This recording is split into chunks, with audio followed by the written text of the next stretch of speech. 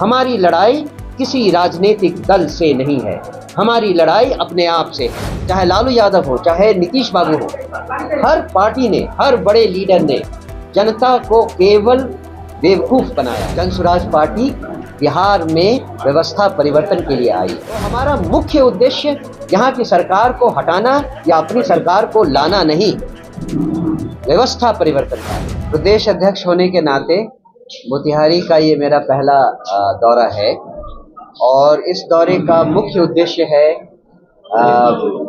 जिले में और अनुमंडलों में हमारा जो संगठन है उस संगठन को मजबूती प्रदान किया जाए, उसको आगे की कार्रवाई के बारे में बताया जाए और उनको ये कहा जाए कि जन स्वराज का जनता के प्रति क्या रुख होना चाहिए। क्या लगता है बिहार में आप लोग कैसे सर्वाइव करेंगे? समर्थन की स्थिति आया?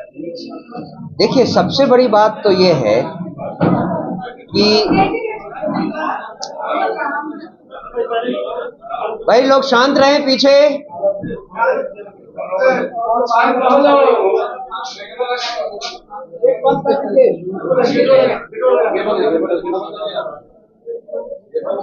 सबसे पहली बात तो ये है कि हम बिहार में शासन पाने के लिए नहीं आए। हमारी लड़ाई किसी राजनीतिक दल के साथ नहीं है।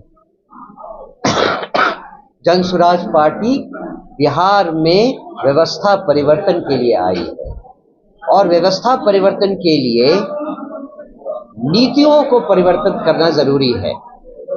नीतियों को परिवर्तित करने के लिए हमें नीतियां बनानी पड़ेंगी और नीतियां बनाने के लिए ही हम अपनी सरकार बनाना चाहते हैं। तो हमारा मुख्य उद्देश्य यहाँ की सरकार को हटाना या अपनी सरकार को लाना नहीं, व्यवस्था परिवर्तन का है। और इसके लिए जब तक जनता नहीं समझेगी कि उनको पिछले 40 सालों से कैसे धोखा दिया जाता रहा है या कैसे उनके साथ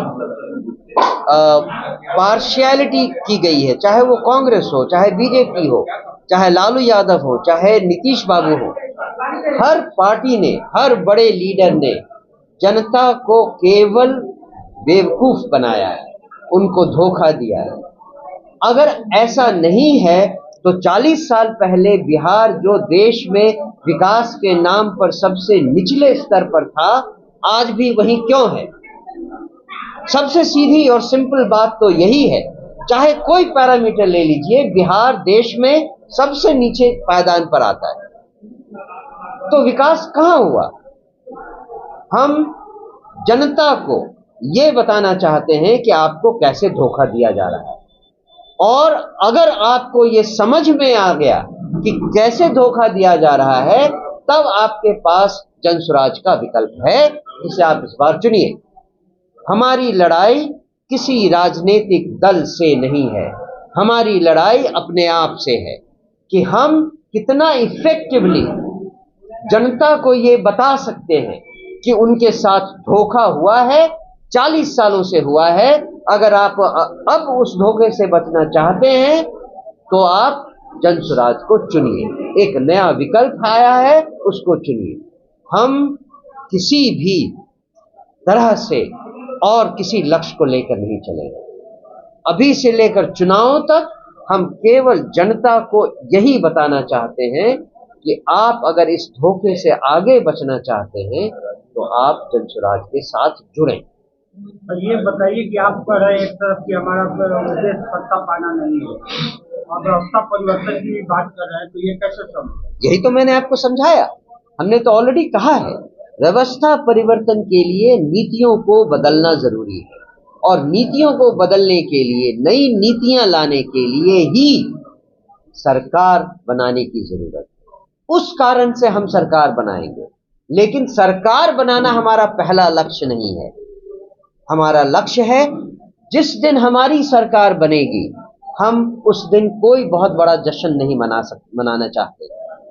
हम असली जश्न उस दिन मनाएंगे 2-3 साल बाद जब हम किसी गांव वाले से मिले, किसी गांव में गए और वहां लोगों ने कहा कि सर हम दाखिल खारिज करने सरकारी दफ्तर गए थे, बड़े आराम से काम हो गया, किसी ने एक पैसा नहीं लिया। हम थाने गए थे एक रपट लिखाने के लिए, कोई प्रॉब्लम नहीं हुई, किसी ने परेशान नहीं किया, आसानी से रपट लिख गई। हम अपनी बीवी को लेकर अस्पताल गए थे, गांव के अस्पताल गए थे, सारी सुविधा वहां थी, डॉक्टर अच्छा था, बड़े आराम से इलाज हुआ। जिस दिन हम गांव में लोगों के मुंह से ये सुन लेंगे, उस दिन हम जश्न मनाएंगे कि बिहार को बदलने के जिस रास्ते पर हम चले उसमें एक कदम हम आगे आए।